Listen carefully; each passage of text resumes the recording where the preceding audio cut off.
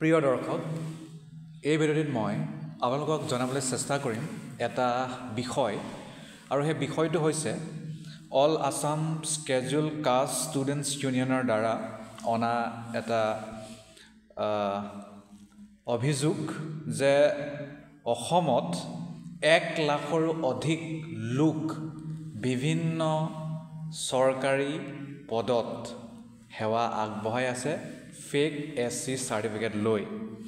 আৰু অকল চৰকাৰীয়ে নহয়, বিভিন্ন খণ্ডত বিভিন্ন পৰ্যায়ত বিভিন্ন ৰূপত ফেক SC চাৰ্টিফিকেট লৈ তেওঁলোকে সুবিধা লাভ কৰি আছে, যাৰ দ্বাৰা তেওঁলোকে নিজৰ বাৰু চেঞ্জ আনি আছে নিজৰ জীৱনলৈ, কিন্তু যি জিনিউনলি SC কমিউনিটিত বিলং কৰে, স্কেজুল কাষ্ট কমিউনিটিত বা শ্বেডুল কাষ্ট কমিউনিটিত বিলং কৰে, তেওঁলোকে কিন্তু ইয়াৰ পৰা বঞ্চিত হৈছে।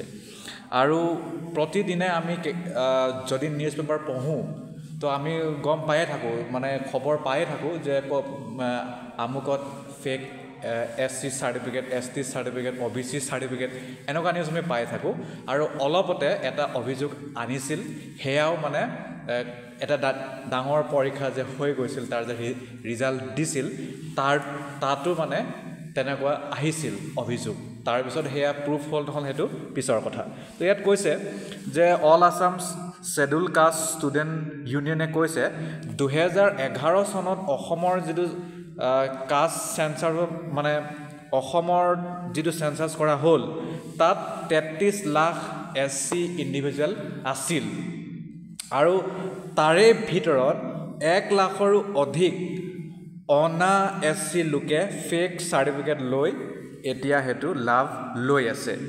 ইয়াৰ ফলত SC বেনিফিচিয়াৰীসকলে পলিটিকেলি, ইকনমিকেলি আৰু এডুকেশ্যনেলি তেওঁলোকে বহুত ৰাইট হেৰুৱাইছে, তেওঁলোকে বিভিন্ন প্ৰত্যাহ্বান সন্মুখীন হৈছে, আৰু স্কলাৰশ্বিপ যিটো পাব লাগে তেওঁলোকে সেই তাৰ পৰাও বঞ্চিত হৈছে। আৰু আটাইতকৈ বেছি SC ফেক চাৰ্টিফিকেট লোৱা জিলাৰ ইয়াত নাম কৈছে নগাঁও, নলবাৰী, কামৰূপ, ডিব্ৰুগড়, তিনিচুকীয়া আৰু বৰপেটা। বাকী চাগে জিলাটো আছে, কিন্তু এইকেইটা জিলাত বহুত বেছি আছে: নগাঁও, নলবাৰী, কামৰূপ, ডিব্ৰুগড়, তিনিচুকীয়া আৰু বৰপেটা। আৰু ইয়াত বৰ্তমানলৈকে 555টা ফেক চাৰ্টিফিকেট ধৰা পৰি কেঞ্চেল কৰা হৈছে, কিন্তু বাকী আৰু বহুত আছেই। ষ্টেট লেভেল স্ক্ৰুটনি কমিটিত 117টা কেছ এতিয়াও পৰি আছে, আৰু বহুত মানে কেছ ৰেজিষ্টাৰ কৰা আছে। ঠিক তেনেকুৱাকৈ আমি ST ক্ষেত্ৰতো দেখিবলৈ পাওঁ, OBC ক্ষেত্ৰতো আমি দেখিবলৈ পাওঁ, আৰু EWS ক্ষেত্ৰতো আমি দেখিবলৈ পাওঁ। তো এনেকুৱা ফেক মানে কাষ্ট চাৰ্টিফিকেট লৈ বহুতে মানে নিজৰ কামটো কৰি আছে, কিন্তু যিসকল জিনিউনলি সেই কমিউনিটিত বিলং কৰে তেওঁলোকে কিন্তু ইয়াৰ পৰা লাভ পোৱা নাই। গতিকে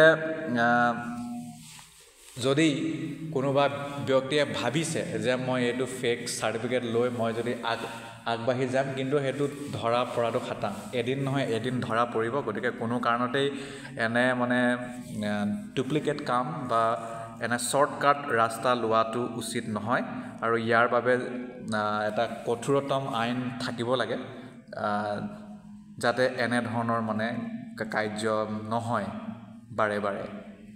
গতিকে সেই কথাটোকে মই আপোনালোকক জনাবলৈ চেষ্টা কৰিলোঁ। ধন্যবাদ।